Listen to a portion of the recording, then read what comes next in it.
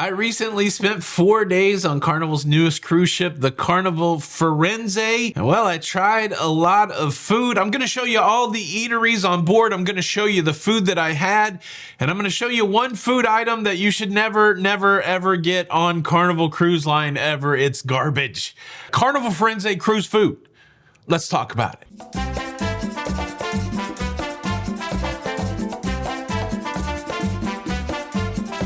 Carnival Firenze boasts well over 15 eateries on board with a mix of free and for pay restaurants. Let's start with the for free. We're talking the Lido Marketplace, which is the buffet. We have the main dining room, Pizzeria del Capitano, Swirls, Guy's Burger Joint, Il Mercato, which is a sausage and meatball and deli sandwich spot. We also have the La Strada Grill and Tomodoro, which is burritos and tacos, which seems very Italian. And then on the for pay side, we have specialty restaurants, the Steakhouse Fahrenheit 555, Bonsai Teppanyaki, Bonsai Sushi, Seafood Shack, Il Vaggio, Java Blue Cafe, All Things Wings, Empanada Pie, and of course you've got room service. All right. Let's run through what I ate on this 4-day cruise. So on embarkation day, the first stop was Guy's Burger Joint. My traveling companion, Steve, first time on Carnival, so he had to try a Guy's Burger. And they have 2 burgers on board that aren't on other cruise ships.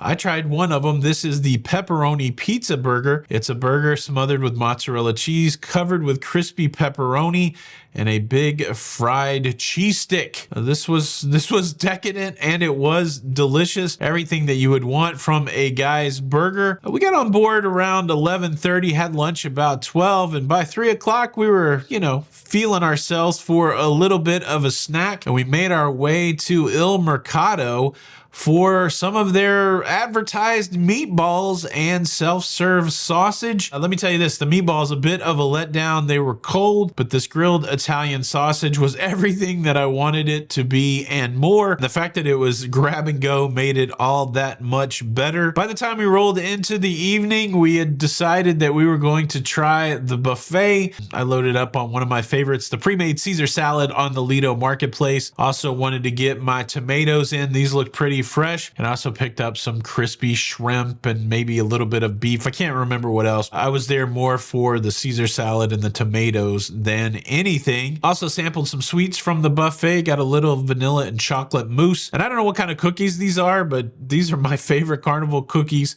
and I wanted Steve to try one of those. Day 2 was a port day. We were going to Catalina Island, and so I wanted to fuel up a little bit. I got some salami, some toast, peanut butter, and fruit, and then we made our way off the cruise ship to Catalina. We had lunch in Catalina and we came back that night. It was formal night in the main dining room, and so we went and had a traditional formal meal. Kicked it off with a shrimp cocktail, followed that up with a Caesar salad, and did the trifecta of classic cruise cuisine, prime rib baby, and then of course my favorite cruise dessert, creme brulee.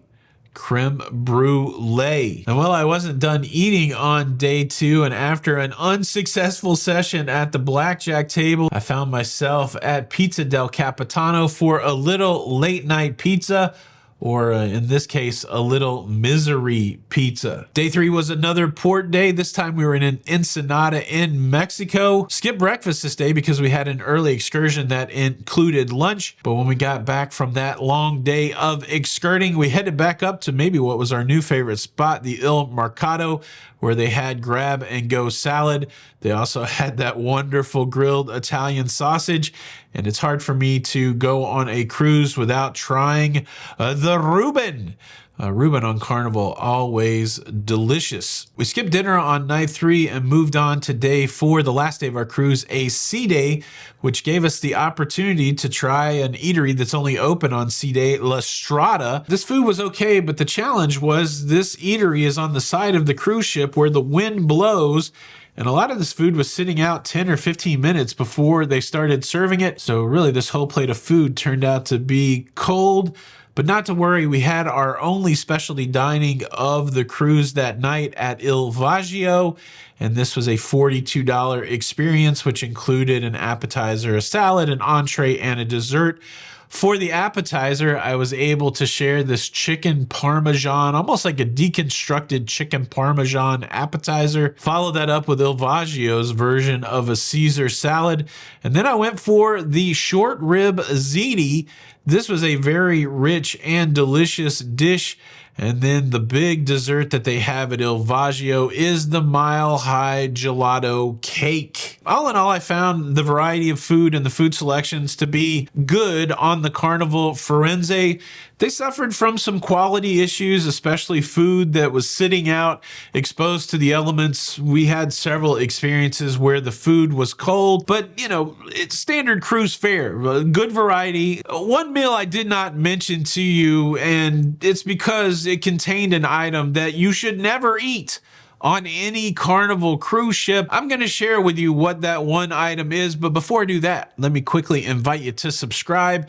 If you enjoy these cruising adventures, if you enjoy all things cruising, well, be a part of the Loca fam. 250,000 strong. We would love for you to be a part of that number. Also, if you could hit the like button, it helps me out with YouTube. A big thank you in advance. Okay. I've tried it on the Carnival Mardi Gras. I've tried it on the Carnival Celebration. I've tried it on the Carnival Jubilee. And now I have tried it on the Carnival Firenze. It's this biscuit. It is this biscuit. You know how biscuits, like at home, you can make it with Bisquick? I feel like these biscuits were made with Quickcrete.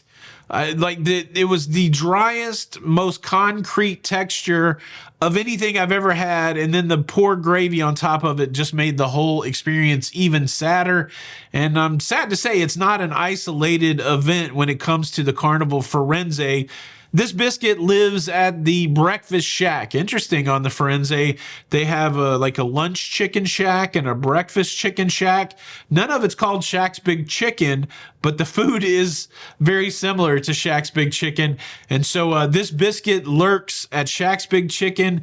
It lurks at the Breakfast Shack. And look, as somebody who was raised in the South that has grandmas that make good homemade biscuits, as someone who has access to restaurants that have good biscuits, this ain't it. This ain't it. This is a biscuit abomination that needs to be reworked, in my opinion. And look, you're probably like me. You don't really understand the stove is hot until you touch it.